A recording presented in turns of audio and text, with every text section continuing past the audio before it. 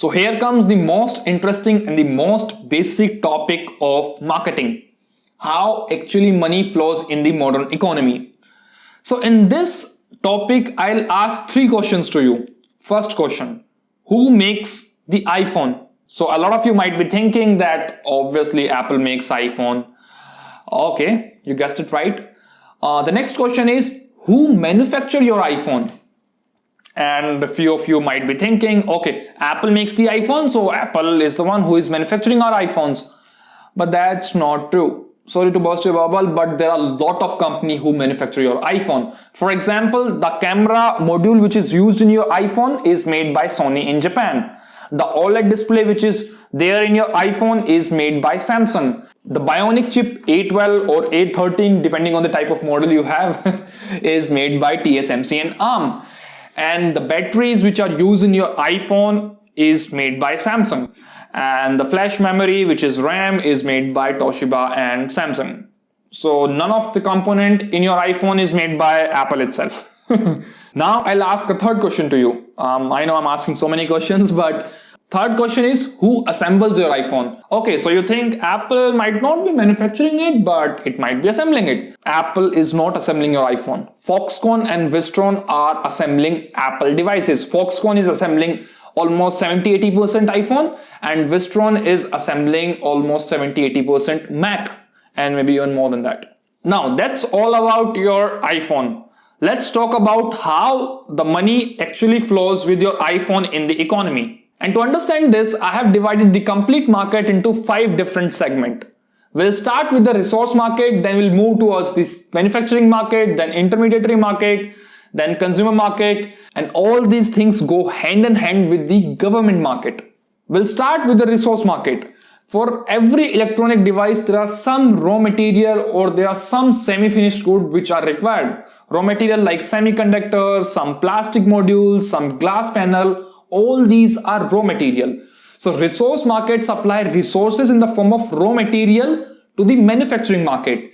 In turns, manufacturing market giving some money to the resource market. Now, if you take Apple as a point of reference in the manufacturing market, then there are multiple companies which manufactures the component of iPhone. For example, TSMC is there, ARM is there, Samsung, LG, all these companies are there as a manufacturing market. Then comes the intermediary market. So basically, from the resource market, manufacturing market have taken some raw material and made a semi-finished good. Semi-finished good like OLED panels, batteries, camera modules, some printed circuit board, all these goods and services are given to intermediary market, and then intermediary market where your Foxconn lies, which basically assembles the iPhone and give it to the consumer market. And that's how there is an exchange of money and goods and service. So intermediary market give goods and service to consumer market, and consumer gives money to the intermediary market. And that's how the whole cycle of economy really works. So any person who is purchasing an iPhone in the consumer market, giving some money to intermediary market, which in turns giving the money to the manufacturing market, which in turns giving money to the resource market. And resource market is basically employing the people, which is again going back to the consumer market.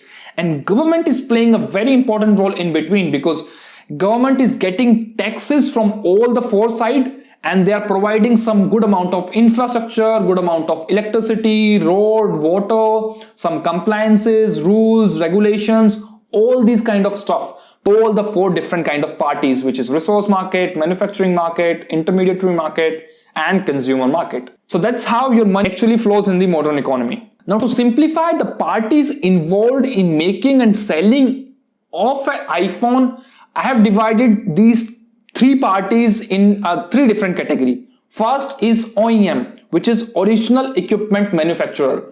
So all these OEMs make basically the equipments for different devices. These are basically semi-finished equipments. For example, Samsung used to make 70-80% of all OLED display used in your smartphone, no matter your phone belongs to Samsung, Xiaomi, Oppo, Vivo, LG, Google Pixel. No matter which smartphone you have, almost 70-80% of OLED display of those smartphones are made by Samsung. Then there is TSMC, which basically manufacture all the semiconductor, all the different sort of memory chips. Then there is ARM, which design all the processor. Then there comes Sony, which basically used to design camera modules and camera sensors, all that kind of stuff. Then there is one more party which can be called as a supplier or assembling partner, that is Foxconn, which basically takes all these semi-finished product or component from OEMs and try to assemble that into a full product. And that product is now taken care by Apple for branding and distribution. And Apple focus a lot on branding and distribution of that iPhone, and some amount of effort in research and development as well. Now, just to explain the whole situation, I'll try to take some hypothetical figures. Believe me, these figures are hypothetical and these are not actually real. But just to give you a perspective and give you a good understanding, I'm taking these figures. For example, Apple sell an iPhone in $1,000. Foxconn assemble and transfer the iPhone to Apple in $700. And all these OEMs cost you around $600, which means Foxconn is earning $100 per iPhone and Apple is earning close to $300 per iPhone. Now, after looking at this, you'll realize that, okay, Foxconn is only earning $100 and Apple is earning $300, which means Apple is more successful and Foxconn is not a good company. Well, that's not true. So basically, Foxconn not only assembles iPhone for Apple, it also assembles a lot of smartphone for Xiaomi, Oppo, Vivo, OnePlus. So Foxconn have a lot of partners. And in this whole game of different partners, Foxconn used two very basic strategy called economy of scale and economy of scope. And we will discuss about economy of scale and economy of scope later in this video. But just to give you a perspective, Foxconn is a good company. It really earns a lot of money, but its per unit earnings are low. While Apple works a lot more on branding, distribution and research and development,